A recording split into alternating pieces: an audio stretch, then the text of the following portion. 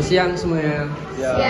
Saya mengadakan rapat ini karena mendengar adanya ketidakcocokan dan keluhan terkait pengerjaan proyek pengadaan barang baru.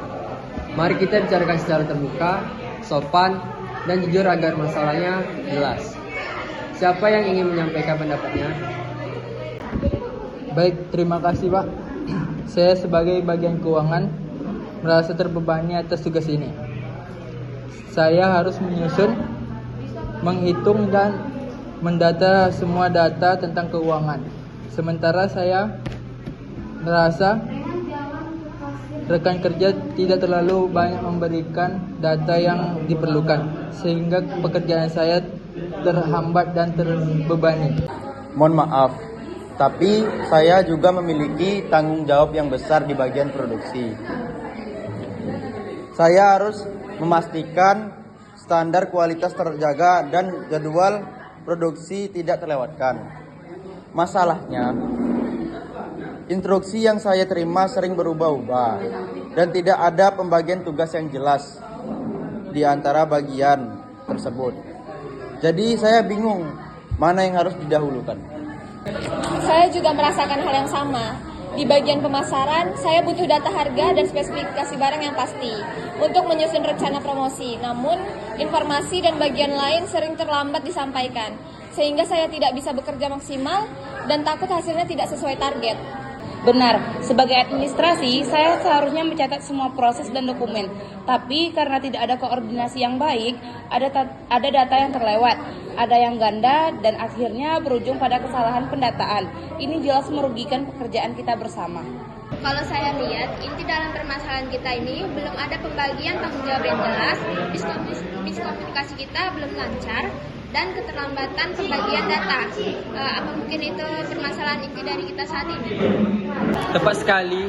Jadi akar masalahnya bukan karena ada yang tidak mau bekerja, melainkan tidak kejelasan peran dan kekurangan komunikasi yang teratur. Apakah semua setuju dengan gambaran ini? Baik, mari kita analisis lebih dalam. Apa penyebab utama situasi yang terjadi? Dan apa dampaknya jika dibiarkan terus berlanjut? Menurut saya penyebab masalah ini adalah kurangnya rancangan kerja. Siapa yang bertugas dan siapa yang menyelesaikan tidak tahu.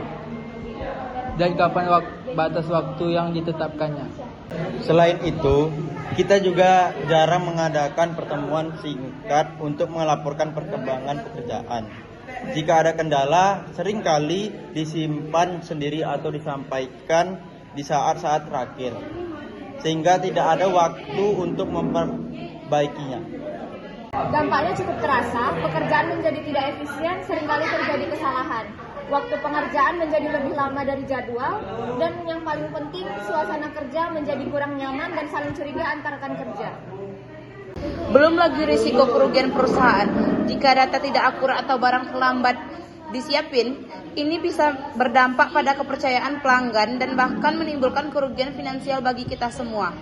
Sebenarnya setiap orang di sini ingin proyek ini lancar dan berhasil. Namun terjadinya miskomunikasi yang tidak lancar, maka timbullah kesalahpahaman yang terjadi perselisihan. Benar sekali. Jadi kesimpulannya, kurangnya perencanaan dan komunikasi yang terbuka menjadi pemicu utama. Sedangkan dampak adalah pekerjaan terhambat, risiko kesalahan meningkat, dan hubungan kerja menjadi kurang harmonis. Kita harus segera mencari solusinya. Sebelum mengatur dalam pekerjaan ini, mari kita sepakati langkah pencegahan agar hal serupa tidak terulang di proyek-proyek mendatang. Apa yang bisa kita terapkan? Saya usulkan setiap melakukan proyek baru, kita harus membuat rancangan pekerjaan. Siapa yang akan melakukan ini dan siapa yang akan melakukan itu, biar bisa melihat hasilnya sebagai acuan. Setuju. Selain itu, kita jadwalkan pertemuan singkat setiap 2 hari sekali untuk saling melaporkan perkembangan dan menyampaikan kendala yang dihadapi agar bisa segera menemukan solusinya. Kita juga harus membuat saluran komunikasi yang jelas, misalnya grup kerja khusus, sehingga informasi penting bisa disampaikan dengan cepat dan diterima oleh semua pihak yang berkepentingan. Dan kita harus saling menghargai tugas masing-masing. Jika ada yang membutuhkan bantuan, sampaikan dengan sopan dan jika memungkinkan, kita bantu demi kepentingan pekerjaan bersama. Usulan yang sangat baik. Apakah semua berkomitmen untuk menerapkan aturan kerja ini mulai sekarang? Siap, kami setuju.